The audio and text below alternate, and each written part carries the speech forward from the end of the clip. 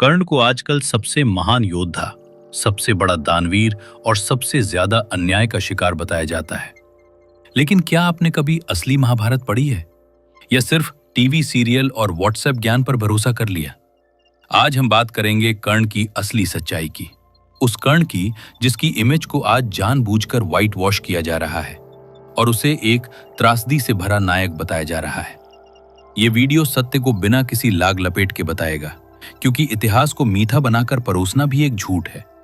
महाभारत की शुरुआत में ही कर्ण की मानसिकता साफ दिख जाती है। भीम को जहर देने की साजिश में दुर्योधन अकेला नहीं था, कर्ण भी बराबर का साझेदार था। जी हां, कर्ण भी पांडव और कौरवों की तरह द्रोण शिष्य था और बचपन से ही पांडवों से ईर्ष्या करता था। अर्जुन, जो कि उससे कई वर्ष छोटा था, उससे ईर्ष्या और प्रतिस्पर्धा के कारण जब कर्ण ने द्रोण से ब्रह्मास्त्र मांगा और द्रोण ने मना कर दिया, तब कर्ण ने द्रोण का गुरुकुल छोड़ा। एक सच्चा योद्धा सामने से लड़ता है। जहर देकर मारने की साजिश कायरता नहीं तो और क्या है। लाक्षागृह के बारे में तो सभी जानते हैं कि वो एक सुनियोजित हत्या का प्रयत्न था और इस योजना में कर्ण पूरी तरह से दुर्योधन के साथ खड़ा था।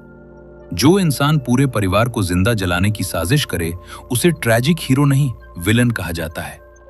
जुए के सभागृह में जब द्रौपदी का अपमान हो रहा था, तब सबसे जहरीले शब्द कर्ण के मुंह से निकले।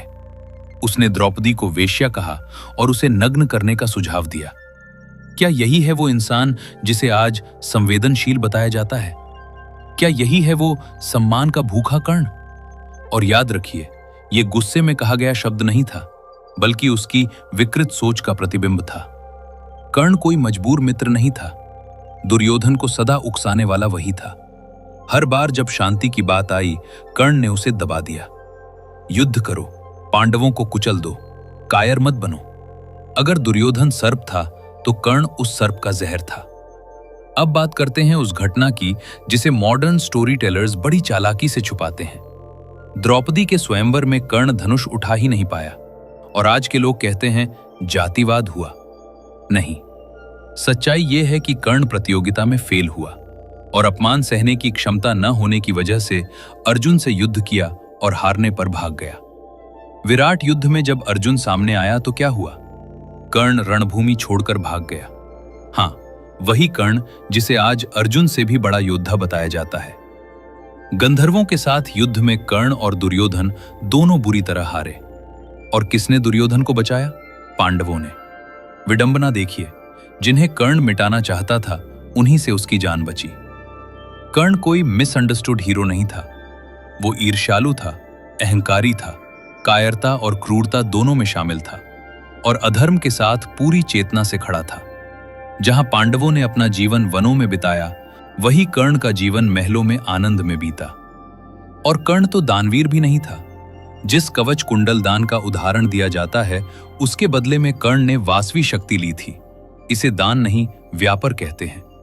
आज कर्ण को महान इसलिए दिखाया जाता है क्योंकि विक्टिम नैरेटिव बिकता है। विलन को हीरो बनाना ट्रेंडी है और असली महाभारत पढ़ने वाले कम हैं।